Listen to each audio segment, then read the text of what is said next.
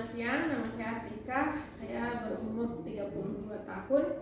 Saya merupakan anggota dari PJS Jakarta sejak November tahun 2021. Saya merupakan penyintas disabilitas mental yaitu bipolar disorder. Saya sebagai guru di Pemprov DKI Jakarta.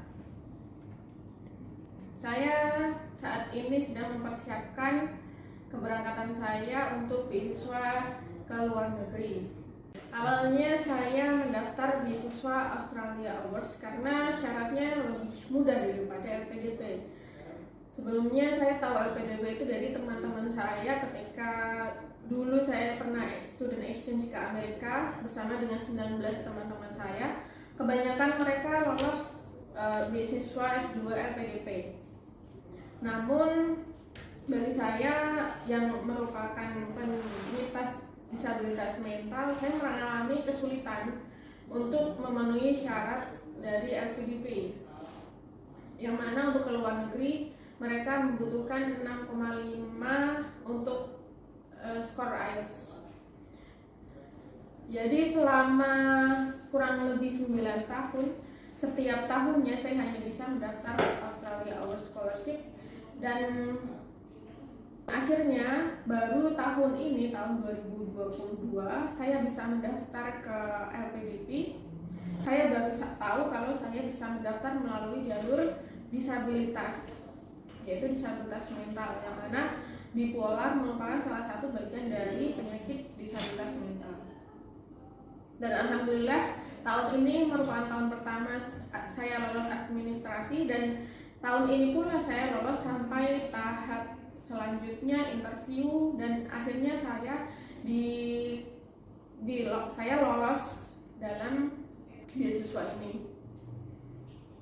Kenapa sampai sebegitu lamanya saya baru bisa lulus? Salah satu kendalanya karena saya sebagai penyintas penderita disabilitas mental bipolar, hampir setiap tahun saya mengalami relapse, dan saya harus membangun kembali motivasi diri saya sehingga saya bisa apply lagi. Saya belajar lagi bahasa Inggris dari tahun ke tahun, yang mana bahasa Inggris ini merupakan kendala juga bagi saya, kendala terberat saya, karena tidak pernah saya menggunakan bahasa Inggris dalam kehidupan sehari-hari saya, apalagi dalam pekerjaan saya.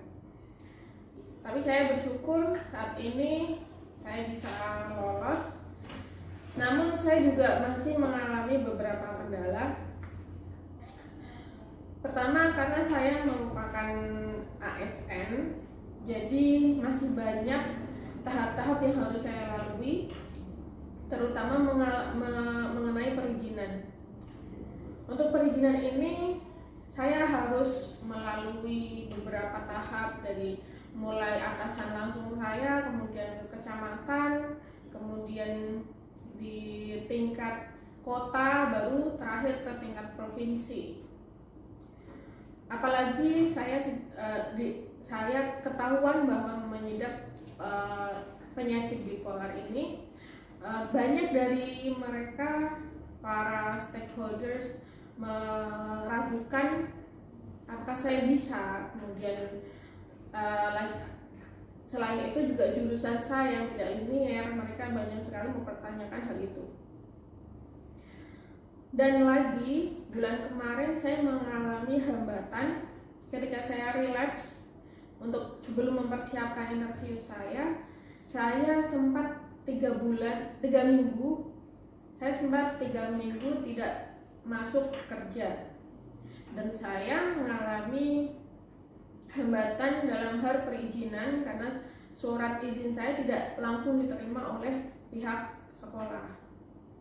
Dan pada akhirnya kemarin ketika saat gajian, ternyata gaji saya sudah dipotong 50%. Dan satu lagi, pihak dinas pendidikan meminta saya untuk melakukan medical check up. Saat medical check up, ternyata saya harus membayar sendiri biaya medical check up tersebut sebesar 1,4 juta, yang mana menghabiskan gaji saya selama bulan ini. Saya merasa sangat Saya merasa hal ini diskriminasi untuk saya karena saya memiliki penyakit.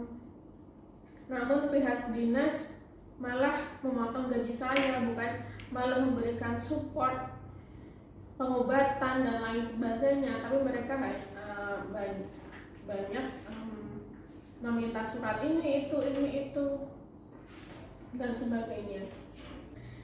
Harapan saya untuk teman-teman disabilitas yang lainnya, terutama disabilitas mental, jangan pernah berkecil hati, karena sebenarnya masih banyak kesempatan-kesempatan yang bisa kita miliki, seperti pekerjaan, kemudian pendidikan, dan kesehatan, dan bantuan-bantuan dalam bentuk lainnya. Dan saya harap di daerah-daerah lain juga bisa mengakses hal yang sama seperti yang ada di Jakarta ini. Terima kasih banyak kepada teman-teman di PJS ini, karena tanpa mereka mungkin saya masih down, tapi akhirnya saya masih bisa survive dan selalu mendapatkan dukungan dari teman-teman. Selain dukungan juga support dan juga teman untuk diskusi. Pokoknya teman-teman semuanya jangan pernah menyerah ya.